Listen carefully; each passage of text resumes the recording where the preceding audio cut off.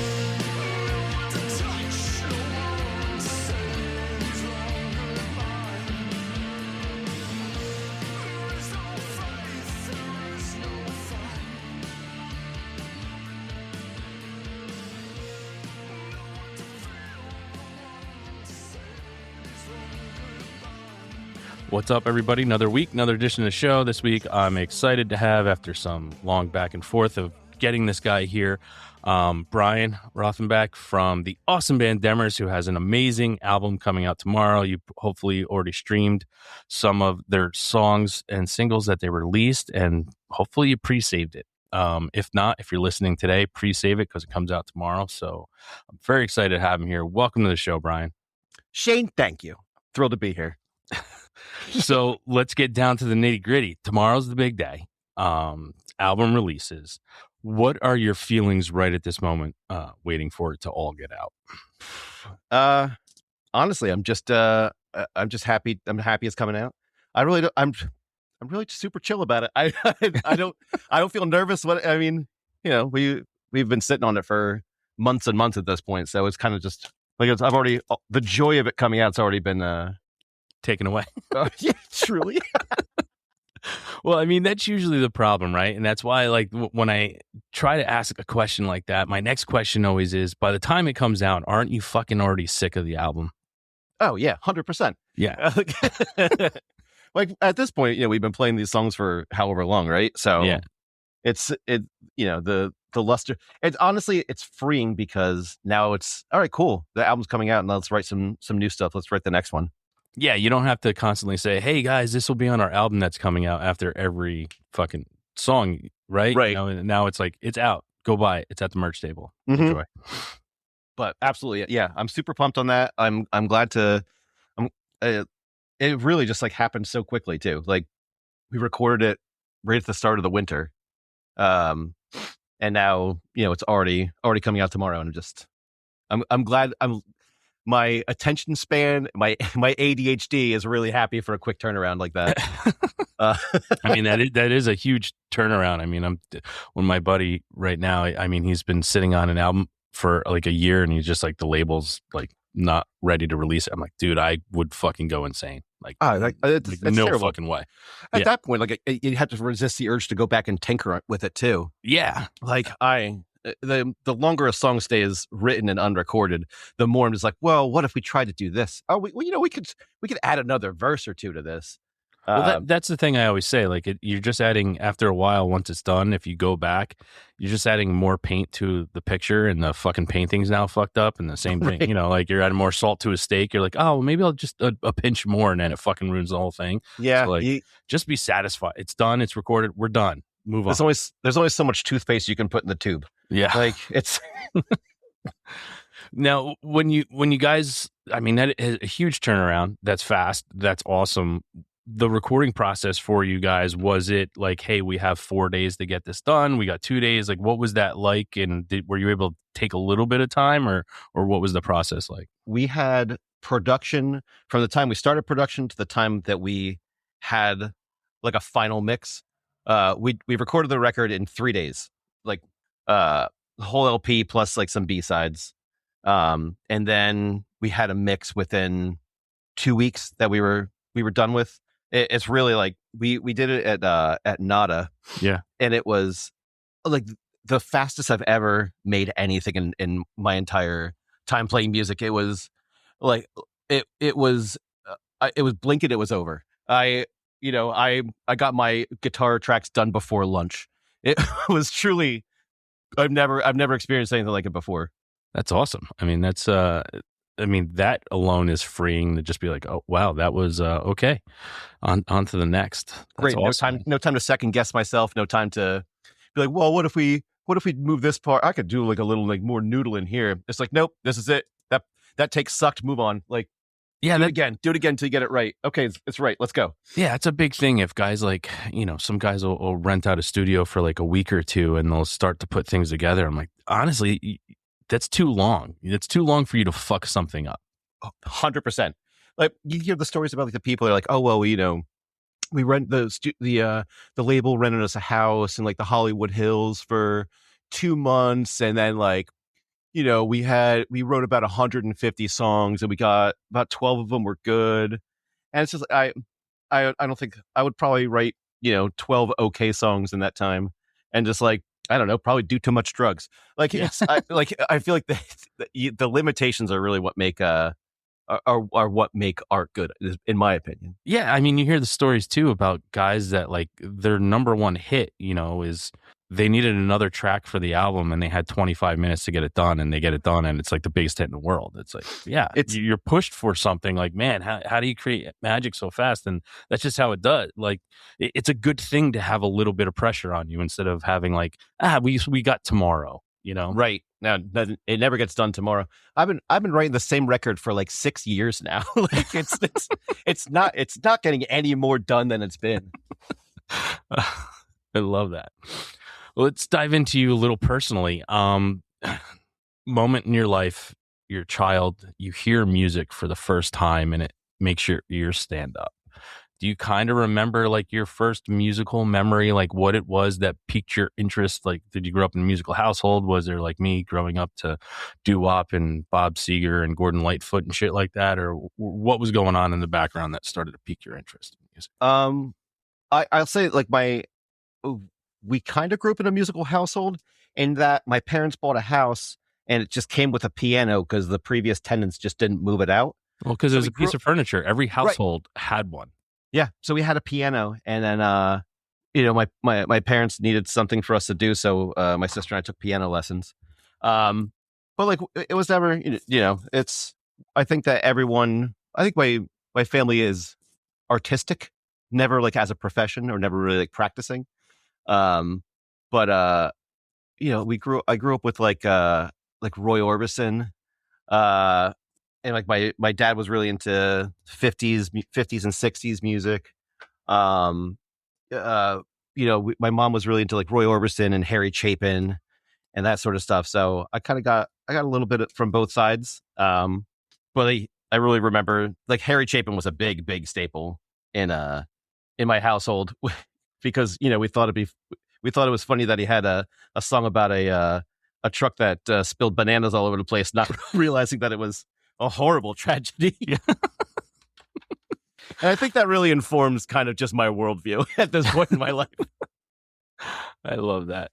Man, I you know, going back to the piano thing, I just now I'm like, man, I want to know who the salesperson for fucking like pianos in every house, because it has to be the greatest salesman of all time, because it's not like they were cheap, but every single fucking house when I grew up, like this is 70s and 80s, every house had a fucking, whether it was the stand-up Kimball, like, which was usually the most popular, like every household had them. Like that guy had to have been the greatest salesperson in the history of mankind to get that big piece of furniture sold to all these fucking homes.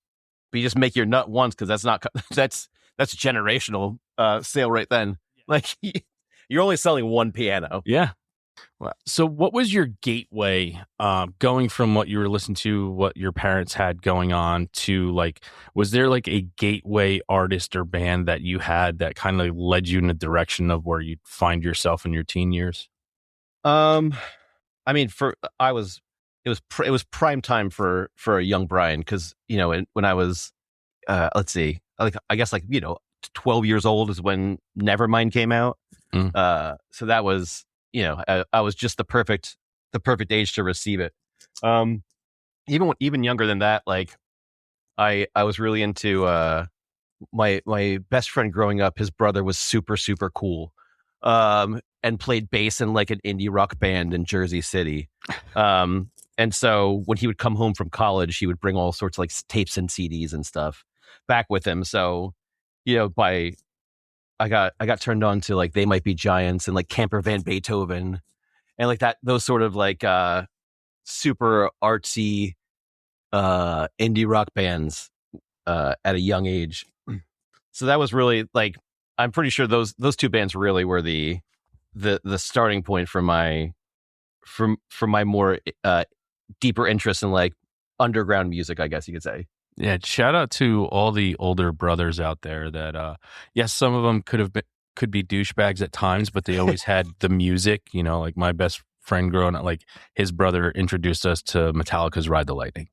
And thank God for that. You know, right. It's like other friend's brother was like, he was a huge Zappa guy. You know, it's like there's this, you know, like 4 or 5 year difference or, you know, my brother was 10 years older than me. So I got like Iron Maiden and Zeppelin and shit from him. So, but like, I mean, yeah, the older brother stuff was just like, dude, this guy's the coolest.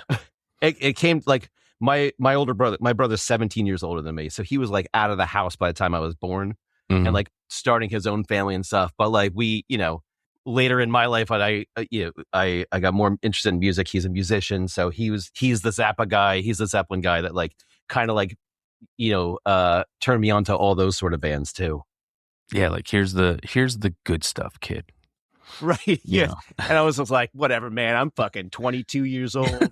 I just want to listen to punk rock, and this is old man shit. Yeah. And then you wake up one day and you're an old man. You're like, wow, that music's awesome. Yeah. I'm just like, man, but John Bonham, and it's going for, you know, a 45-minute diatribe after 6 Bud Heavies and a fucking half a pack of Marlboro Reds. Bud Heavies. Now, from piano, what was your next progression of instrument? I'm going to be completely honest. I did not take piano very seriously, and I'm pretty sure I lasted maybe like a fucking couple months, if that. Yeah. So I eventually started playing guitar when I want to say like around 12 or whatever. That was when I was really like inspired to. I'm like, wow, playing a guitar is super cool. So why wouldn't I want to do that? Me, fucking weird, old, little awkward, nerdy kid was looking for anything to make me cool. So I started playing guitar. The Vans and the flannel weren't doing it. You needed something else. So the Vans and the flannel came later in life. It's really, I had I had some Airwalks and a hand-me-down button down that I was like, oh, this plaid is close enough. So you get a guitar, you're learning to play guitar. The next move usually as a kid is to find other kids very much like-minded as you are, and to try to start your first band. Was that a progression for you? And if so, what was the name of that very first band that you and your friends did not do well at? So yeah, of course, the next thing is to find like-minded individuals to play really, really bad versions of songs that we like. I'm sure we had a handful of 14-year-old sort of stuff, but like the first one that I can actually remember, past guest of yours, Tommy Gunn, we started a ska punk band called Atomic Peter when we had to have been like 15 maybe. After one of my friends from the drama club in middle school. Again, I was a super cool kid. One of my friends from drama club introduced me to Tommy in a diner in Hackettstown. Hey, I was in drama club too, so don't listen. We're fucking cool as shit. I can still probably off the dome do like the patter song from Music Man. Yeah. I will not subject your listeners to that. So we were probably 15. We started a ska punk band. As I'm sure like half of your guests have done the same thing, right? Yeah, I mean, there's especially at that time. I mean, we have just a slight age difference between us, but I mean, that was when like ska was like a thing. Like it had its moment. I always say I don't understand how it made such an impact in such a short period of time. Like I think the ska buzz was 2 years at most. I mean, at most. Yeah. Yeah. Like, so the fact that it was so influential to so many different people, I've talked to people all over the world and they're like, oh yeah, my first band was a ska band. I'm like, I go, why do you pick the weirdest thing that you have to have someone know how to play a fucking a brass instrument to fucking do? Like, it doesn't make sense to me. But I mean, it's so inclusive though, right? You have all these kids in school band that aren't cool kids like me with a guitar that still want to play cool music, and so it's you find the weird kid that like absolutely shreds on a trumpet, and now he's all of a sudden in like a punk band. It's crazy. So I think for especially kids that grew up like in the 90s when it's at the peak of ska, I can totally see how the appeal. Yeah, I just never. I think for me, because I was like when ska hit, I was definitely just probably gotten into the military, and so I was just like, I don't get why everyone's liking this stuff right now. It doesn't make sense to me.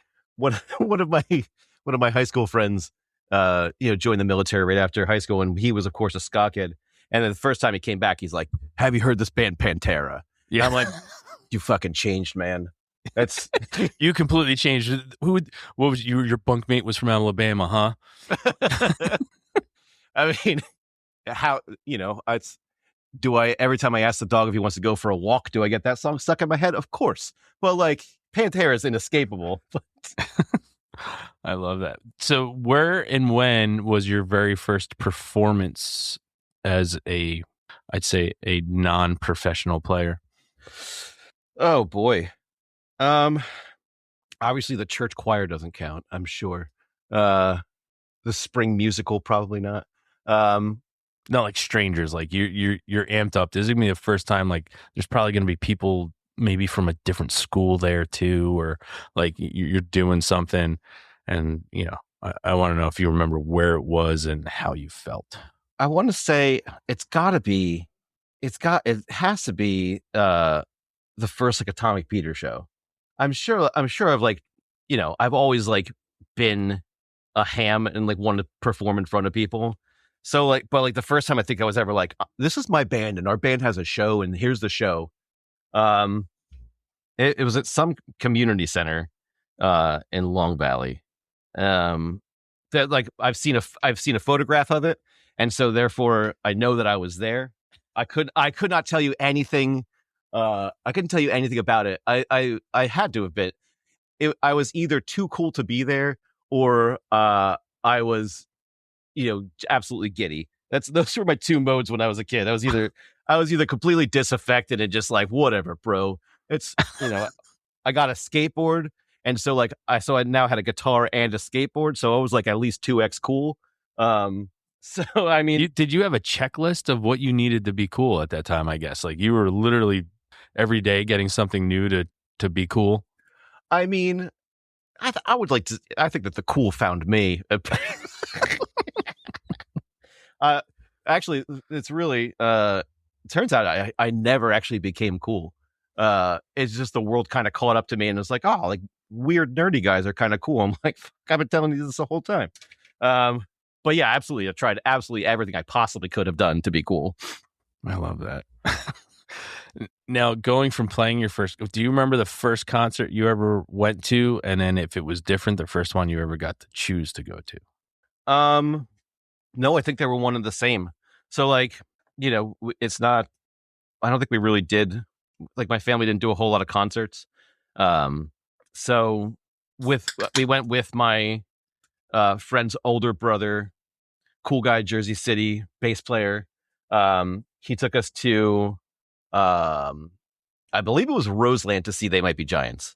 Wow. And it was venue. Missed that venue. R.I.P. Roseland. So that was where I cannot remember a single moment of the first time I played a show. I can remember every single moment in that entire show. It was like for sure an awakening. Seeing something that big. How old were you? Do you remember? I had to have been like 11 or 12. Wow. It was definitely like, there was a lot of like talk about safety in New York City, before we went in. Yeah, that's for sure.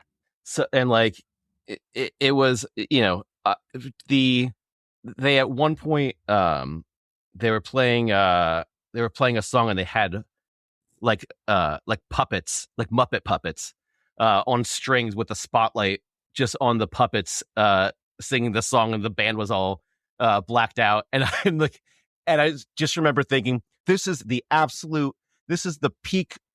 This is the coolest fucking thing I've ever seen. And I'm still like chasing that high, like of seeing my favorite band sing as puppets in a room where like, I'm 11 years old and like, that's the first time I ever smelled weed. But, like, well, I guess this is a message to all the bands out there listening. Bring puppets.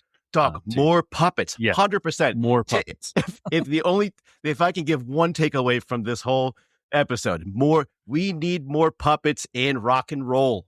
Yeah, I mean, there's only one band out there that has it. I mean, an Animal no longer. I mean, I know he's got arthritis, so his drumming is gone downhill recently. But I don't know. They had to have him hopped up on something. I watched the new episodes of the Muppet Show, and he's still shredding, man. That guy still got it.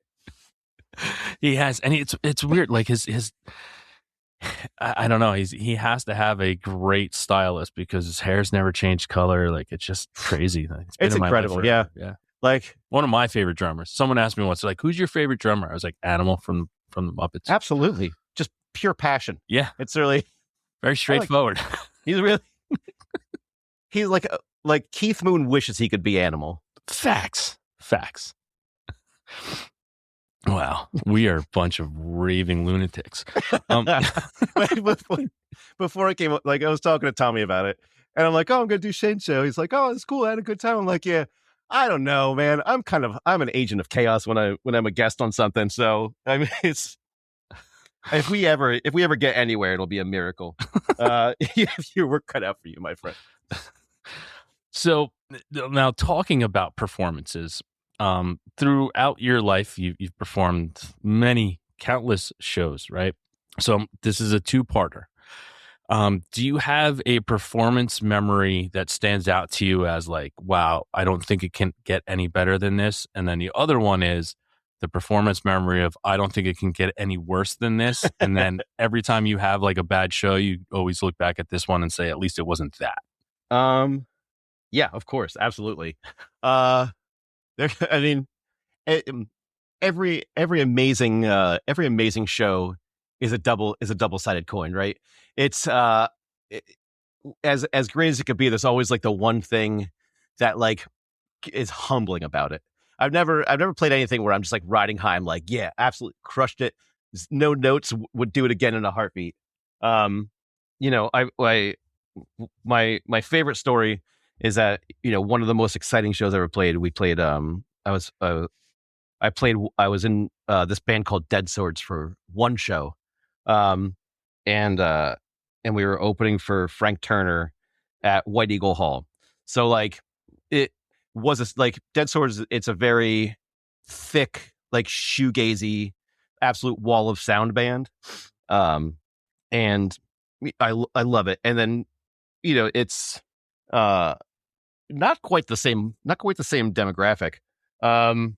So, I was like, I'm a little nervous about this. It's I'm not sure if the crowd's going to really be receptive to it. So our friend comes by with some really aggressive edibles. And he's like, "Dog, just take one of, like, have a little bit of this before you go on stage. It's going to feel great." I'm like, "You know what? Great idea. Why not? Let's do it. Hey man, it's only 5. Just take a little nibble. 100. They don't tell you 100 after it. They're like, it's only 5. I'm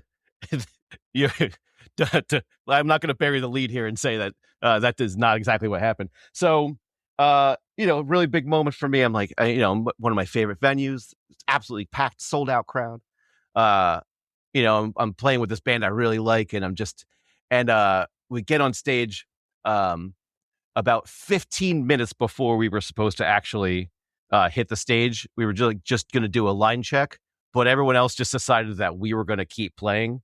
So we did about a 10-minute line check, and then the the guy that was stage managing for us, like, he was like, made eye contact. He was like, "What the fuck are you guys doing?" Like, this, the point of the clock is like, "You're not on for like 10 more minutes." So we then walked back off stage. And then 10 minutes later, walked back on stage, play the exact same song we just did.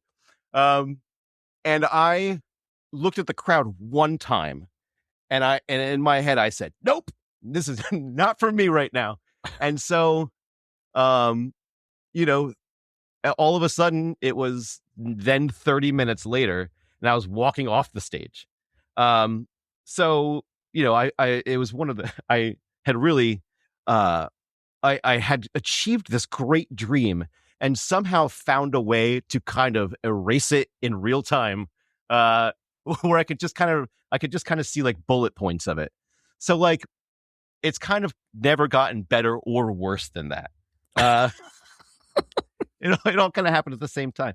It has gotten, of course, worse. Absolutely.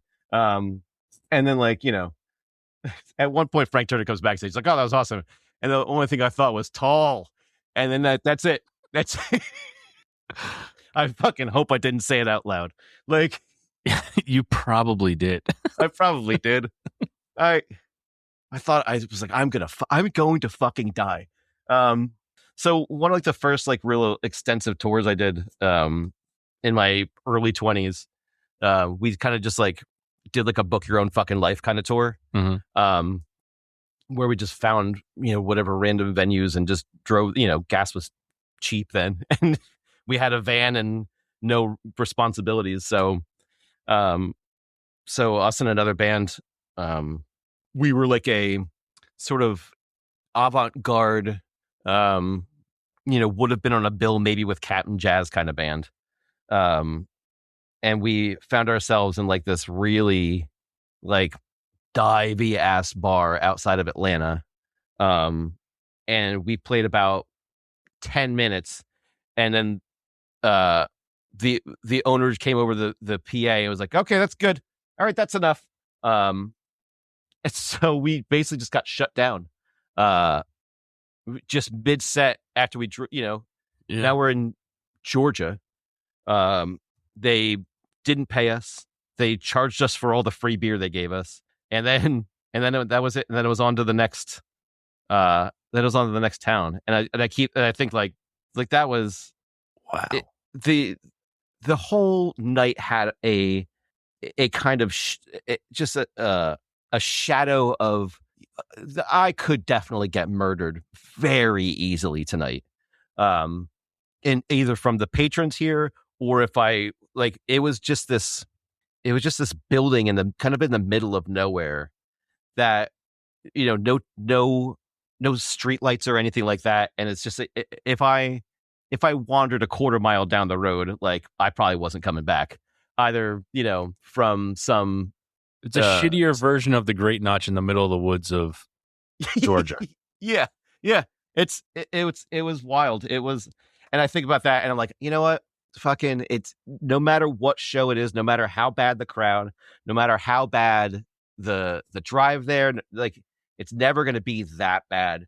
And then like after we played, we went out with this like screamo band and they loved them. And then after they played, this like traditional ska band played and they crushed. And I was like, what the fuck is the matter with us? Like, why are we so offensive to these people? And then the rest of the tour was also bad. So wow. That's a story. I love that. I love hearing people's horrible parts. Absolutely. I'm a sadist. I don't want to talk about my achievements. I want to talk about my failures. And like we could go on for a long time. Wow. Woof. In fact, okay, that's enough. Wow. I don't know how you fucking even go on to play the next show. Like that's tough. I will say during that tour though, we did go to we went to the Jim Beam distillery because we went through Kentucky. And that was like a highlight of my life. That was one of the coolest like little touristy things I've ever done. We're sitting there drinking bourbon at 8 a.m. While someone tells us the history of this farm. It was what wild. else? What other time are you supposed to start drinking bourbon? Well, yeah, 100%. Thank you, Shane. Yeah. Thank you. I mean, you said 8 a.m. like it was this weird thing. Like, can't drink all day if you don't start in the morning. So that's true. That's true. All you can do is drink part of the day. Yeah. Oh. All right. Let's talk about Demmers real quick. Yeah. If no one in the world has heard your music and you got 2.5, 3 minutes and you can play them one song and one song only and say, hey, this is who we are. What song of yours are you playing for them? That's tough. It's hard-hitting journalism here at HiddenTrack. I would say Leave It Alone, maybe?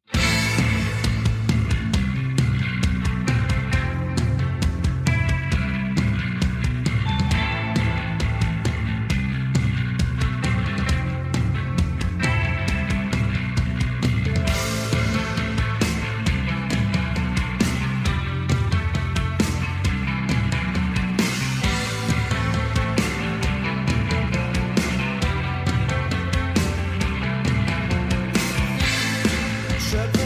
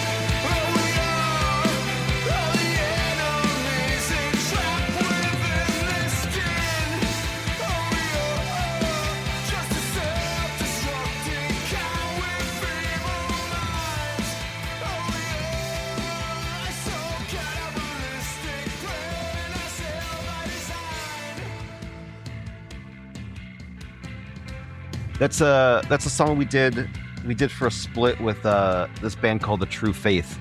And I think that was like kind of like the first one that we wrote together after I joined. They started the band I came on later, and that's the first one we kind of like all wrote together. And I think that song that's a ripper. I love that song. Nice.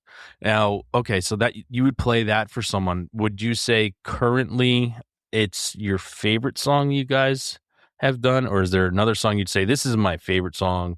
Maybe it's because of the way you play it live, but like, would you say it's your favorite song too, or is there another one? Because it can be different. I think it's my favorite song to play. I think that, I mean, I think all these tunes are great. There's not really anything that I dislike playing. I think everything. It's a very cohesive band where there's everything has like every song has the elements that I enjoy playing. You know what I mean? And that if I was not in this band, I would be a fan of this band, I think. But I think that I don't know. I want people it's just the most fun for me to play because I get to do some weird leads in it. I just get to be extra laugh. I'm going to be cut right to the chase. I like my favorite song because I get to kind of shine, wank off a little bit. It's no, that's and if you're open to a compliment, what I think I love so much about Demmers is that it has that as I my phrase that I've coined, it's nostalgic.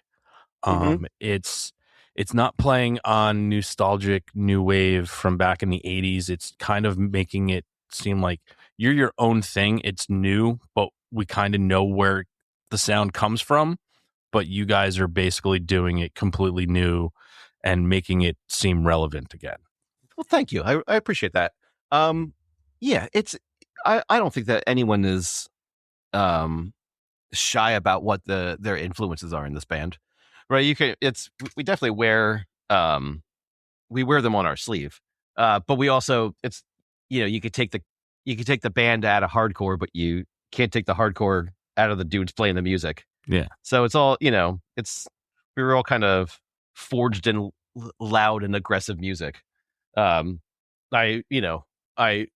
can't. I don't want to do any stolen valor and claim hardcore for myself. I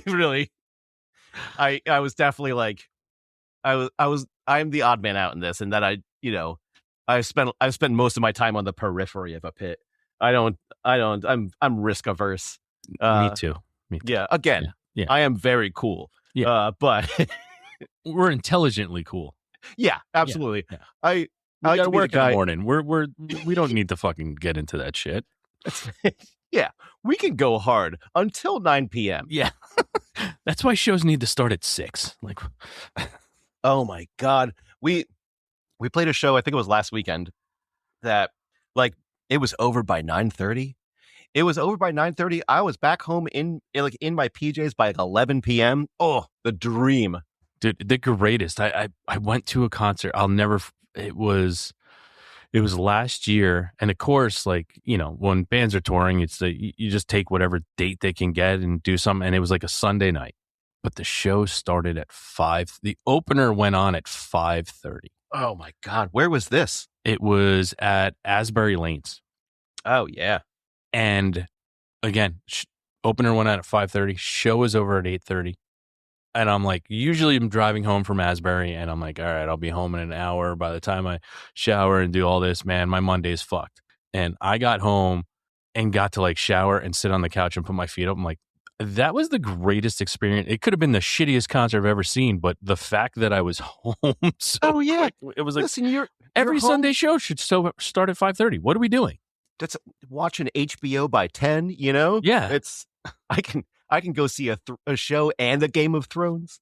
What band was it? I believe that was the Wailers. I went to see they're old, but I went down there. So they wanted to probably be done too, but they just needed to get back to their weed. Right. But it's always 420 somewhere. Yeah. But it was just I was man, the show was great. The time was great. I'm on my way home. I'm home and it's fucking 9:30. This is unbelievable. Incredible. Yeah. Incredible. Like when people are like, oh, I'm a night owl, my first question is why? Why? Like the daytime is so much easier. But then again, I also get, I don't want to be around people either. So like, Me too. I can appreciate being awake and out in the world when no one else is. But like, it's so loud after 10 p.m. Well, back to you. One of my favorite things too is like when I had you guys play our anniversary last year. My favorite thing is when people who just know that I'm putting on a show and I have bands playing, they got to be somewhat good, so everyone's coming to see it. And like just people walking up to me the whole time when you guys were playing and when you were done, like, dude, who the fuck are these guys? They're unbelievable. And I'm like, yeah, that's yeah, that's why they're on the stage here and performing for you guys. Like, yeah, I put this show on. You're welcome. Yeah, like. I'm like, enjoy, guys. I'm like, it's not like I wanted to celebrate my first anniversary as the HiddenTrack's business with some, fucking Joe Schmo who wants to play right. fucking open mics. Like you own a record store. Yeah, the whole business is predicated on you have good taste. So. But it was just like, man, I just love when people like find something new. Like that's it's still my favorite thing as an old man is to find something new that gets me excited to listen to it. 100%. Could not agree more. So enjoyable to, that's why I do this. That's why I do everything when it comes to music. Like I always search every day I wake up. I search for what new am I going to hear today? It's going to really fucking make me happy. I love finding old that I've never heard too. Yeah, like, old is great. I have a rolling playlist on Spotify that are just songs that I've heard out, like just out in the world somewhere. Could be like when I start my car and the radio's on and like I hear something that's like even like the first like 5 seconds, I was like, oh shit, this song rules. I'm gonna I add it to a playlist. It's like hundreds of songs long. It's just like genre spanning, and like I still like I found so many great things from like like obscure stuff from like the 70s that I hear, going into like record stores where like the clerk is like really way too cool. Thanks, man. I appreciate that. but like, absolutely. Like you have exquisite taste, my friend. Like I'm constantly like, I'm just Shazamming every fucking thing that like comes up whenever I'm out. Like I think that's like, I don't know. It's discovery is what makes it fun, right? Yeah, I don't understand the people that can like listen.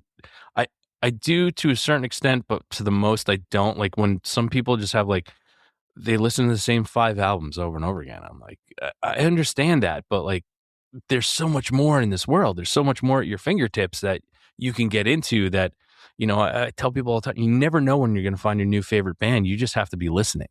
Absolutely. Oh, you got to have open ears.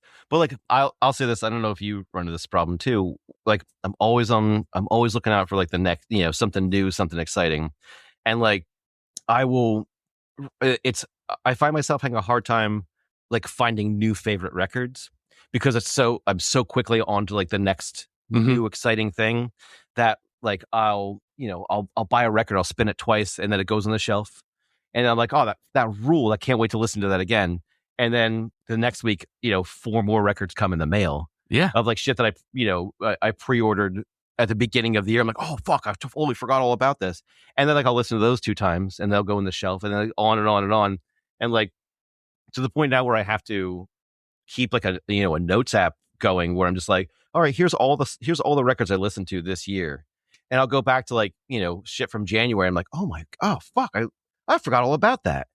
And like, this shit, it's stuff that I've been looking forward to for, however many months since I find out about it. Yeah, and but like, it's the best to be able to go back and almost have that new feeling again, right? It's true. I definitely don't think of it that way. Well, I don't say new feeling, but like it's like the refresher to something that, oh shit, I forgot. I listened to that 8 months ago and now I'm listening to it again. That's true. Yeah, I definitely look at it very melancholically, where I'm just like, oh man, yeah, I really was looking forward to that, and then it just kind of passed me by, like the sands of time just keep on flowing. The best is when it is great when a record shows up and you forgot that like you pre-ordered something 8 months ago. Love it. Like, absolutely love it. Yeah, like, oh shit, look at this, it's fucking Christmas. Do you have one in mind that you're thinking of? Well, it happened today, a record that I had been waiting for and I'd been searching for forever. My buddy owns a record store out on the other coast, and all of a sudden we send each other little gifts every now and then. And Foxy Shazam's Church and Rock and Roll finally showed up for me. So okay. And it showed up literally right before we started to do this. So when we're done, that is fucking going on. All right. Have yourself a very sexy evening. Yes. I'm going to get all dressed up in black and white clogs and dance around my studio here. You know. Fucking glam yourself out. You deserve it. I you work hard. I do work hard. Thank you. Thank you for noticing, Brian. Now, speaking of albums, do you have like 3 albums that mean the most to you in your life? Fuck. That's the hardest question you could possibly ask a man. Probably. Like, oh my God, this is hard-hitting journalism. 3 albums that mean the most in my life. They might be Giants Apollo 18. That's easy. Probably. Geez, that's tough. Nothing Feels Good. Okay. The Promise Ring. Yeah. And yeesh. The third one's always the hardest, isn't it? Yeah. Yeah, it is. I would say the third one has to be every other record that's ever inspired me. No. And I'm only asking these questions because I have answers to them myself. So that's why, I when people have to think, they're like, man, why do you do that to someone? I'm like, because I already have these answers that I have for myself. So that's why I ask questions. Okay. So, all right. So you're so resolute. Let's, what are your 3? Mine are Face to Face, Don't Turn Away, The Posies, Frosting on the Beater, and Elliot's False Cathedrals. Fuck. Yeah. False Cathedrals is like a strong contender, right? Like, that record changed my whole fucking life. That changed the whole way I thought about like I don't know, emo, emotional music, indie rock, whatever you want to call it. It's genre. I think it's the defining album of that era. It absolutely is. Yeah. I listened to that record so many, like I bought that record 3-4 times, like at least 2 of which were CDs, and then like other formats. Like that was, I was gonna say Fallow by the Weakerthans, but like fuck, you make a strong argument for False Cathedrals. I'm going to send you a nice picture when we're done here. I have an original, it's sitting right in my studio. I get to stare at it every time I do an episode. An original photograph art print of the cover of False Cathedrals. Damn, that's cool as hell. Yeah, that's why I'm literally sitting here and in front of me is Posies, Elliot, and face-to-face stuff. So I think where how I have those answers so readily available. That's too, so. Like, that record is so special. It's so like it. I feel like that record took like what Jimmy Eat World did with Clarity, which I think was, I don't know if that was before or after that. They were definitely like around the same time.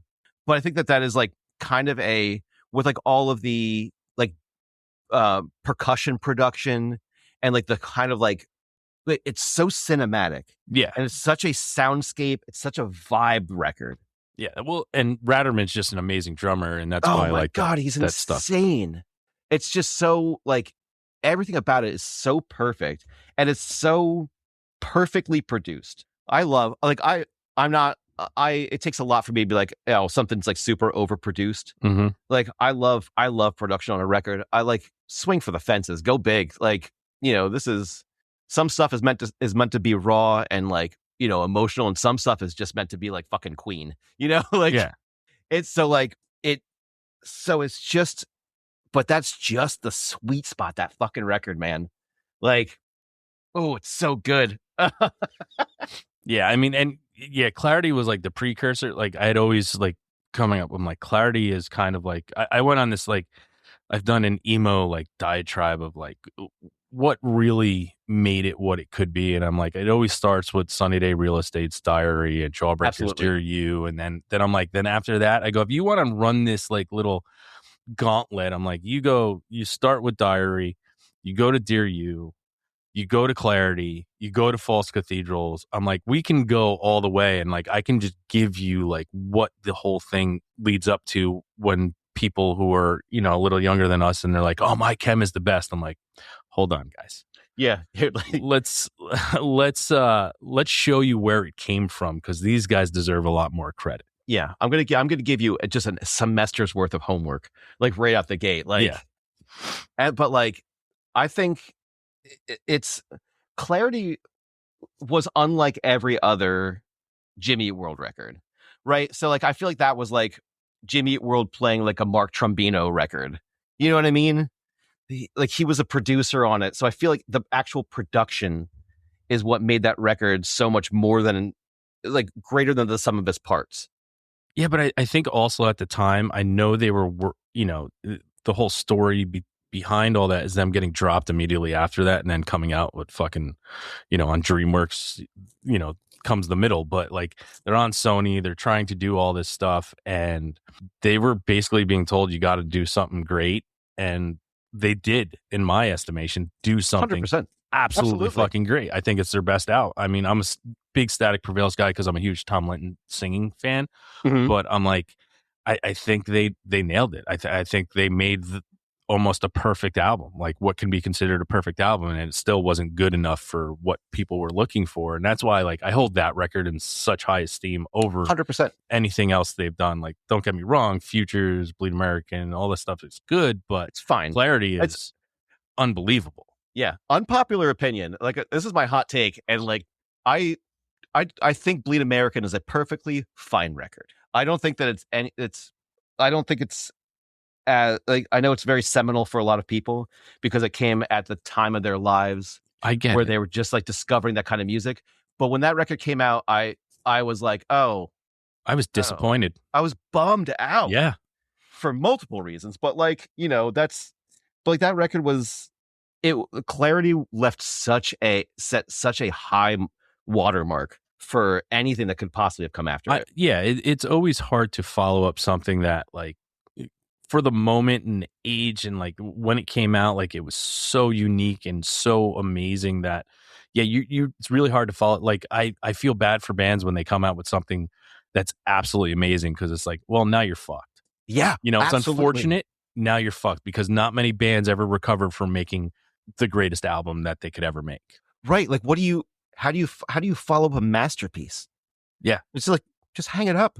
Like, there's a, like, you know, it's the Blue Album and then Pinkerton and then End of List.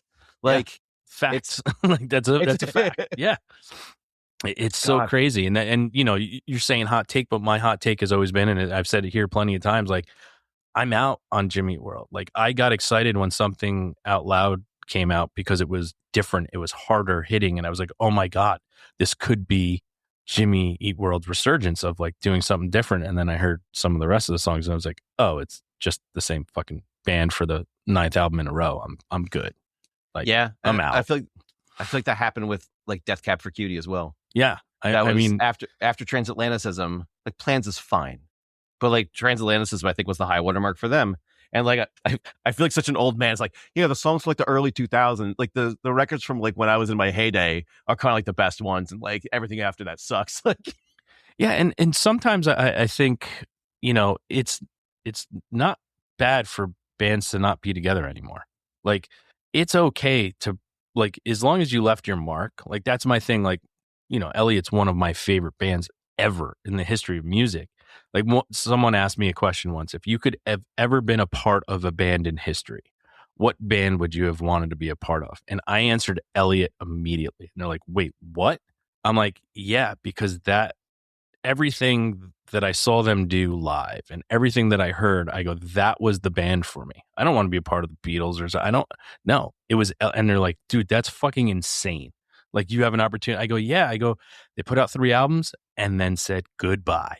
And all 3 albums are fucking killer. Incredible. I'm like, dude, the Beatles were together for 6.5 years. Like, what the fuck are we talking about? Like, you don't have to be together for fucking 30 years and continue to put out music to be this fucking, these awesome bands. So like, sometimes take a page out of other people's books too. Like, you can go away. It's fine. And like, look at bands like, you know, you could also just be the same band, but with a different name. Look at Braden Hey Mercedes. Like, just like minor lineup changes and just a completely like, I feel like playing this kind of music now. You guys want to do that too? We can be a different name. Yeah. Cool. Mineral, Gloria Records, Zookeeper, Mountain Time. Like, it's the same fucking thing. Like, it, you know, two of the guys from Mineral, and then the other two guys did Pop Unknown and Broca and all stuff like that. And it's still there. Like the essence of what you were creating is still there. So like, just go do something else. Yeah. I think we touched on, another like takeaway lesson here, guys. More puppets in rock and roll, and like, just break up. If you don't have anything good to do, break up. Yeah. Start a new band with the same people. Yeah. And call it something different and make a good record again. Like, yeah. It's okay. Dude, one of the best ever, fucking Fire Theft. Sunny Day Real Estate. Yes. You know? Absolutely. Like, and then like Enoch just goes on to like, do his own solo stuff, which is, just Sunny Day Real Estate, but like with weirder instrumentation. Yeah. And like, less distortion, I guess. Yes, like, definitely less distortion. Oh man, that's Frog Queen record is fucking weird though. Like that's I love that record, man. That and his, if you never listened to his album Ghostwork. I don't think I have. So Ghostwork is when we're done and you need something new to listen to, Ghostwork to me by Jeremy Enoch is like, that album is like, it was almost like everything he was doing before was leading up to this perfect album that he needed to put out that no one has heard of. Interesting. Yeah. Yeah. The last solo record I was really like super into was World Waits. Yeah. World Waits was good, but yeah, I think Ghostwork came out in like, I want to say 2019, maybe 2020. Yeah, like probably right before COVID or something happened. But it really is like, if I'm going to listen to Enoch solo stuff, I will start with that. Okay, I'm in. Yeah, you don't have to tell me twice. Tell me to fuck off later when you don't like it, but like it's totally fine. But that's mine. There's been nothing that he has put out that I've been lukewarm in a couple things. Other hot take, I think the LP2 is fine. I think that How It Feels to Be Something On is the best Sunny Day Real Estate record. All right, that's good take. I'll allow it's a take. Yeah. Believe me, that is truly unpopular, and I've said that before. In other company, and I have been told straight up to fuck off that I'm absolutely wrong. All right. Speaking of band in your life that never lets you down. It's like the constant in your life. You always, when you don't know what to listen to, that's what you're going to put on and listen to. Artist or band? That's a tough one too. I'm going to say, I mean, I was going to say They Might Be Giants, but there's a definitive like stopping point where I was like, all right, I'm not going to like take in any new records. I'm just going to listen to my favorites. Mm-hmm. It's also a band that's super prolific, and it's almost like, a second job to kind of keep up with all their output. It's like being a Guided by Voices fan. Right? Yes. You just have, it's so nice to have such a long, a wide breadth of a catalog, but also just almost impossible to make a decision about what to listen to therein. Yeah. Propagandhi? Wow. Propagandhi's never let me down. Nice. I'm sure you weren't expecting that. I wasn't. I love that answer though. That's great. I mean, very influential, pivotal band in the world. I mean, and from Propagandhi, right? It gave us the Weaker Thins too. So that's true. That's the only reason I ever found out about that band, because I got one of those $2 comps, and it was like the band. It was Weaker Thins had a song on it, and it was like the bassist from Propagandhi's new band. I'm like, oh, this is gonna shred, and then it was just the saddest, most contemplative. Yeah. And then you heard Left and Leaving, and you're like, what the holy fuck? Shit. Well, yeah, that's the number of times that I have cried just based on John K. Samson alone is almost immeasurable. All right. Propagandhi. Love it. All right. Let's go to your guilty pleasure. Something people would be really surprised you get tons of enjoyment out of listening to. I got my number 3. Let's circle back to that for a second. Okay. It's Let's Talk About Feelings. Of course it's Let's Talk About Feelings. That's my third favorite record ever. All right. Uh, 20 minutes later, we got it. Awesome. Perfect. Marked for edit. Okay. Everyone was. I know you were all on the edge of your seat. They were like, he never gave us a third. God, I was gonna take it all the way to the end, but I just had a moment of inspiration. That record is so important to me. Guilty pleasure.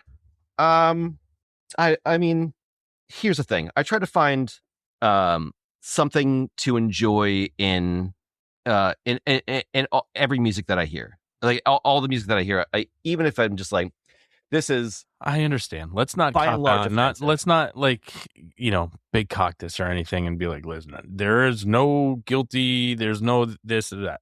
What I look for is, I know still in my elder years that if I get caught listening to something that someone really wouldn't think I would be listening to, if there's a millisecond where I'm like, oh shit, I just got caught.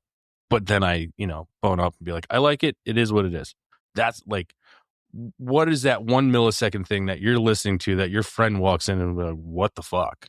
Yeah. Oh, listen, I can explain. Everybody just chill out. It's okay. I can explain. Man, I genuinely am trying to think. I think it's just like, some of the more overtly country music that I like, which is like mostly like Americana stuff, but it's like, you have to kind of be like, I know what it sounds like, but just listen to the words. You'll get it. Even like some of like the, more, problematic, country singers that have a couple good songs here and there, your Hank Williams Jr.'s and whatnot is, it's any song that like comes up on a playlist and you're like, I have a preface to this. All right. I know what you're thinking, but listen to the way he turns, the phrase here. And then like, look, this particular musical movement is very inspired, don't you think? Okay. So your answer is Jason Aldean, politics. Garth Brooks. Okay. So that's where we're at. Yeah.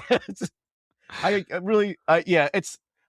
genuinely don't think that I have any guilty pleasures. Like there are some music that I just don't engage with. Like I don't fuck with pop country. No, I don't. Do I?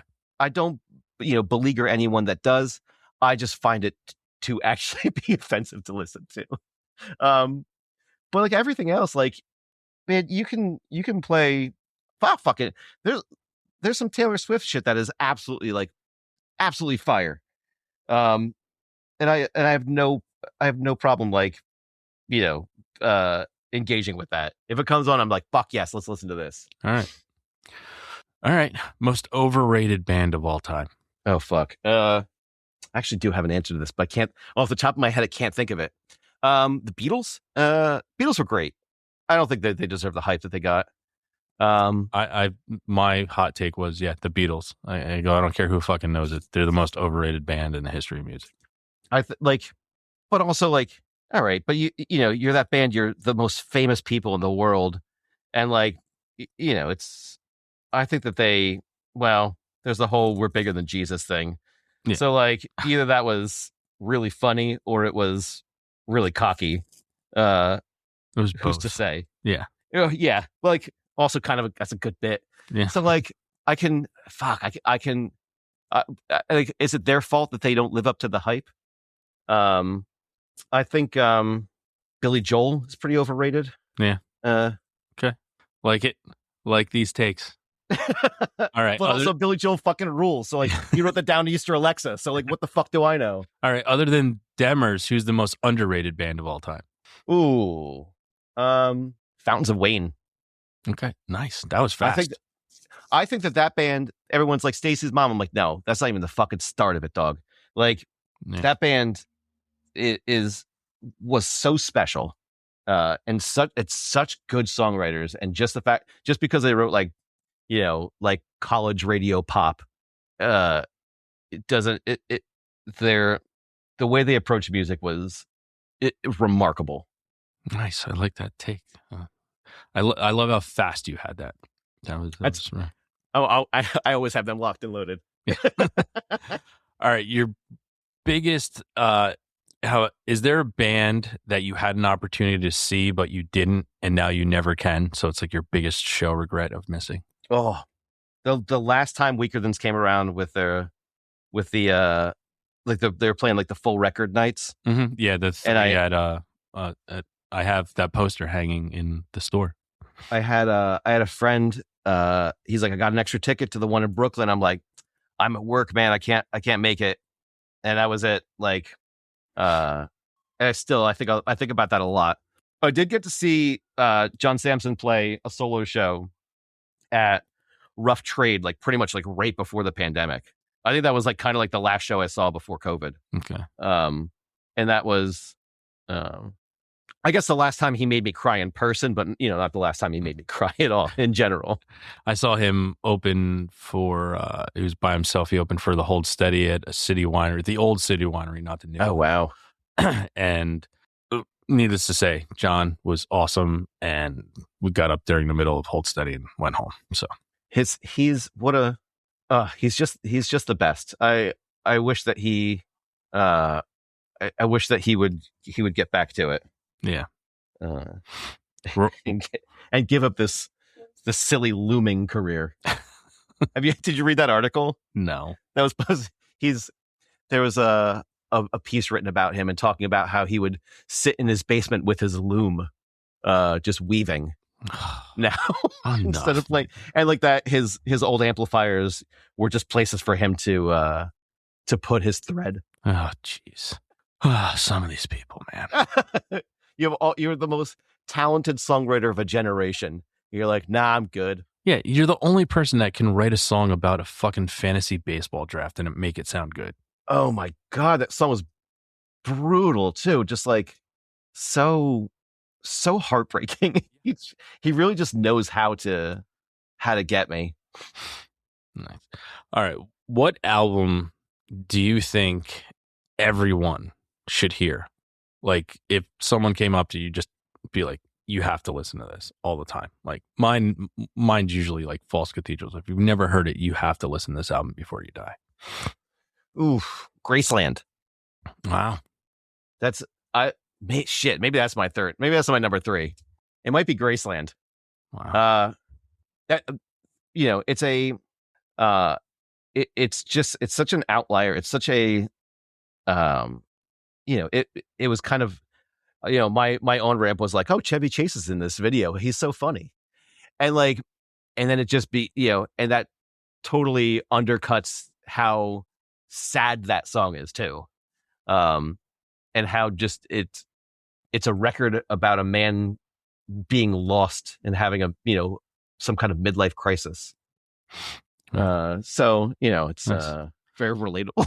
And I think that it's very Paul Simon is such a wonderful songwriter and such a smart songwriter, and the way he can the way that he elicits emotion with word choice is really, I think that it is a masterclass in songwriting, that record. Nice. All right. I own a record store, so I have to ask this question. What was the last album you bought? The last album I bought. What did I just pre-order? I just pre-ordered the new Piebald. Fucking pumped about that. Okay. Got a long time. Got till June. Got 3 months for that. Yeah, the last record I actually physically bought. I just got the new Aesthetics record. Mm-hmm. Aesthetics, and was it Brandon Walsh? Are you familiar with them? Yes. Okay. I just got that. That's very exciting. The new Wilhelm Scream. It's been a good couple weeks of records. Nice. All right, good. Yeah, I have to ask the question because I still need people to buy physical media. Otherwise, I'm out of a job. Oh, absolutely. So, yeah. My old thing was like, oh, I'm just preparing for the end of times where I can just get a little hand crank record player, and I'll have all this physical media once the internet dies. I'm like, this shit weighs like hundreds and hundreds of pounds. Like, what the fuck am I thinking? Like, I think that like when society collapses, I'm gonna have a nice house to store this shit in. Yeah. Like, they're gonna the raiders will come through and ransack everything, and I'll be like, I saved my record collection. I don't have any room for food. But it's a sickness, isn't it? It is. Record collecting. It's a sickness. Speaking of end of days, meteors hurling into the earth. You have 5 minutes left to live, and you can only listen to one song and one song only. What are you listening to? The stupid answer is I would put Goodbye Sky Harbor on, but only make it 5 minutes into it, and before it gets really fucking good. Jeez, man. I think it'd be funny to put on like a prayer. Okay. Just something, just a real joyful banger. Okay, so you're going out ironically. Of course, yeah. Yeah. Okay. Is there any other way to die? I love that. All right, your time machine song. It's the song every time it comes on the radio or pops up. It's the song that automatically brings you back, and you see the faces of the people you were around. You smell the smells. You feel the feels. Do you have like a time machine song? I know we have a lot of them, but there's certain ones that's just like automatically you were just brought immediately to that space.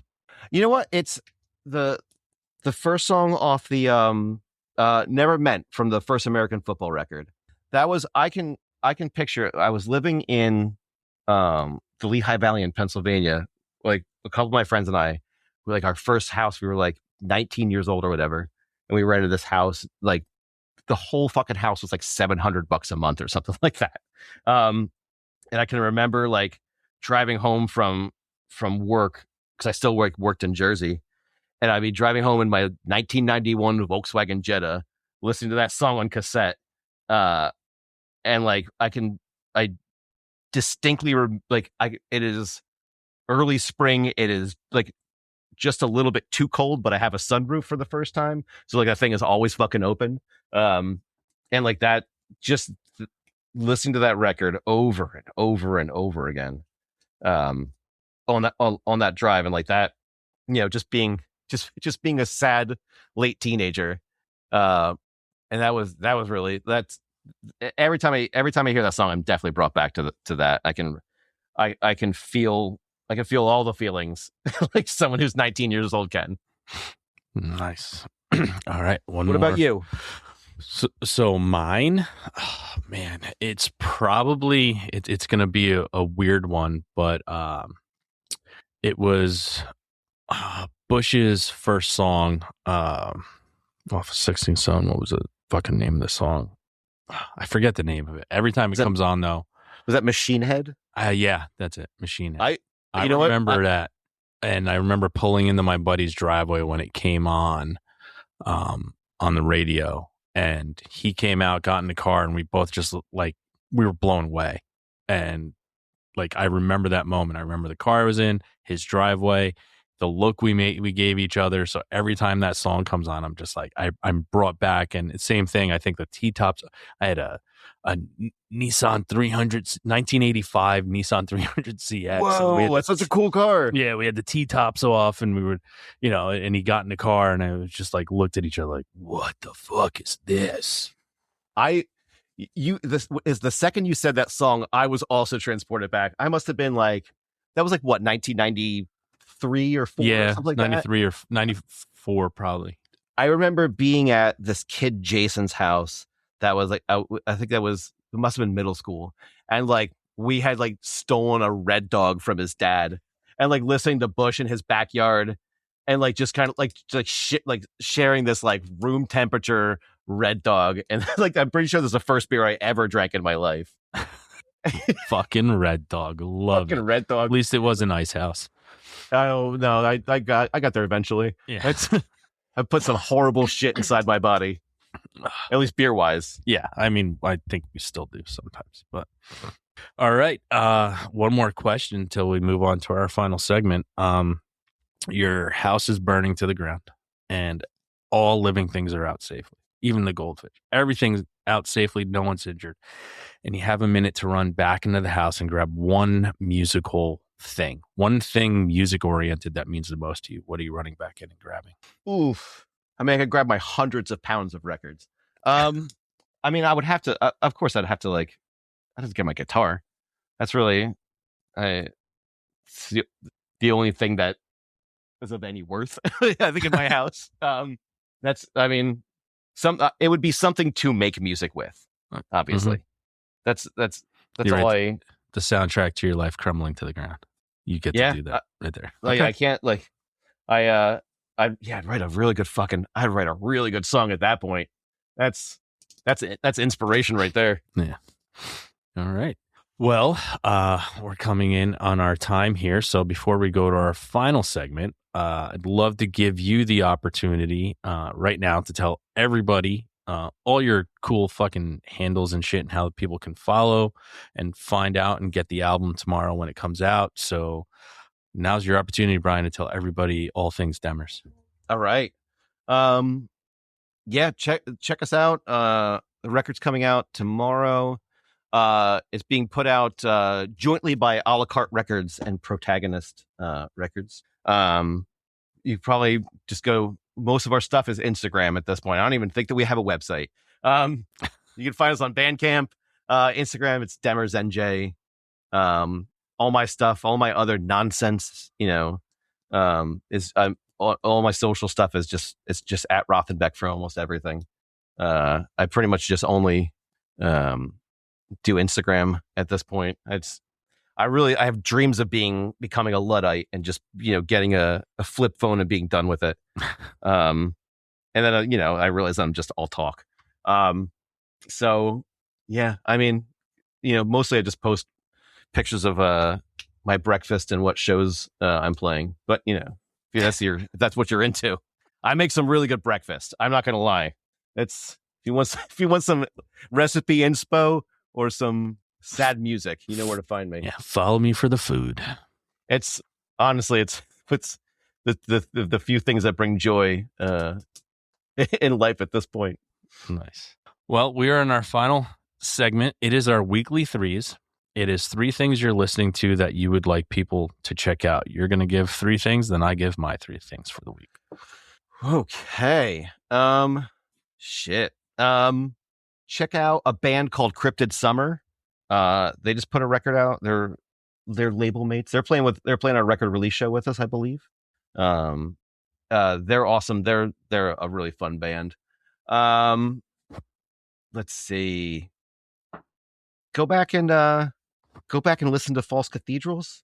And then I don't know. Listen, really, a lot of the time I'm spending is listening to news and political podcasts. So hate to be that guy, but go keep yourself informed with news sources that you trust. Is that too much of a bummer? Yeah, it is, because I don't do any of that, and I won't. Yeah. Or okay, listen to a band called Chicho Libre. They're a lot of fun. Okay, it's a better last one then. Yeah.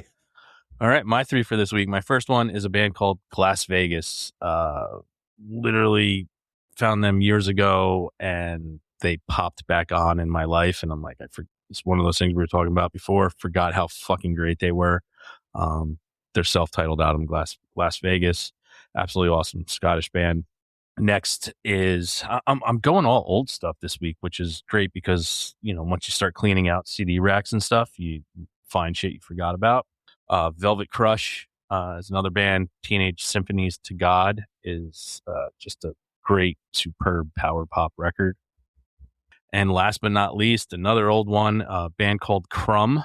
The album is Romance is a Slow Dance. It's very much That's good. All like 90s, like I think it was 93 came out. So it was like grungy alternative power pop stuff. But those were the 3 things I've been kicking all around this week. So awesome. I'll check it out. I love your Rex. Thanks, man. I try to, it's things that I think, as I tell everyone, you don't have to listen all the way through to get to the weekly threes, but you should follow us to see the weekly threes, because the whole point of it is you're going to find something hopefully you love, you're going to find something you hate, but the whole point is you're going to find something new, which is what we try to do here, is get something new out there. So it's a joy in life. Yeah. But Brian, first and foremost, thank you for taking time out of your day to be here. Secondly, thank you for creating the music that brought us together, that formed a nice little kinship with each other. Because without that, music is a great bond for people that maybe necessarily may not cross paths in lives. And the fact that we have this back and forth, it's all because of music. And it's so important. I wish more people would take the time to talk to people at the same concert you're at, because you're there with, they're not strangers, they're just friends you haven't met yet. And when you can talk to somebody and you don't realize how much we have in common, which is really the most important thing in the world, is the commonalities, not our differences. So thank you so much for creating the music that brought us together and gave us this awesome little kinship we have today. Hell yeah, man. Thank you for being and engendering a community in which you can, people like us can get together. Like, the record store is just, it's like the hardware store for people that like music. Yeah. It's community is an important thing. And it's, even if you don't like the same music, the fact that you're there means you like music. Yep. But thank you so much. And everybody out there in the world, you know what time it is now. It's time to go out, listen to Demmers, and have a great fucking time.